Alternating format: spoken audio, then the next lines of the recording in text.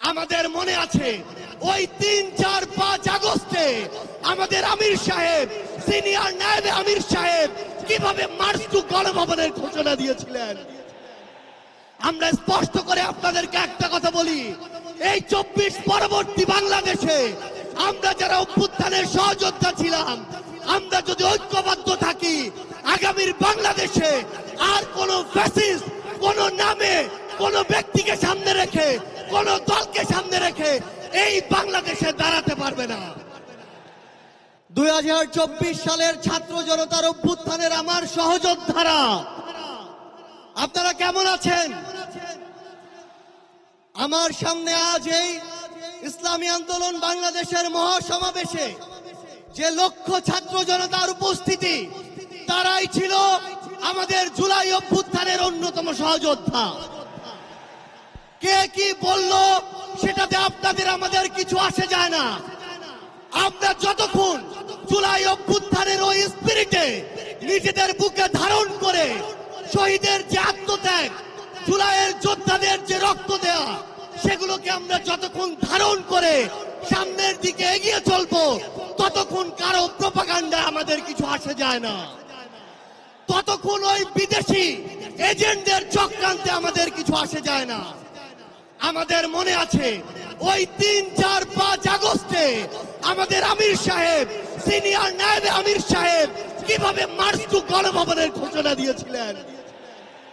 আমরা স্পষ্ট করে আপনাদেরকে একটা কথা বলি, এই ২৪ পরবর্তী বাংলাদেশে আমরা যারা অভ্যুত্থানের সহযোদ্ধা ছিলাম, আমরা যদি ঐক্যবদ্ধ থাকি, আগামীর বাংলাদেশে আর কোন ফ্যাসিস্ট কোন নামে কোন ব্যক্তিকে সামনে রেখে কোন দলকে সামনে রেখে এই বাংলাদেশে দাঁড়াতে পারবে না। এখন জনগণের সামনে আমাদের দৃষ্টান্ত স্থাপন করতে হবে। আমরা আমাদের কাজের মাধ্যমে প্রত্যেকটি ক্ষেত্রে যেন সেই দৃষ্টান্ত স্থাপন করতে পারি। আজকে যখন আমি আসছিলাম, রাস্তার আশেপাশের প্রত্যেকটি মোড়ে আমার ইসলামী আন্দোলন বাংলাদেশের সহযোদ্ধারা ট্রাফিকিং এর কাজ করছে। এটাই হচ্ছে দৃষ্টান্ত যে আমরা কাজ করব, আমাদের রাজনৈতিক সমাবেশ করব, একই সাথে জনগণের যেন দুর্ভোগ না হয় সেটাও আমাদের মাথায় থাকবে। আমরা এর আগেও দেখেছি এই মাঠে প্রোগ্রাম হয়েছে, প্রোগ্রাম শেষ করে মাঠের প্রত্যেকটি ময়লাকে পরিষ্কার করা হয়েছে।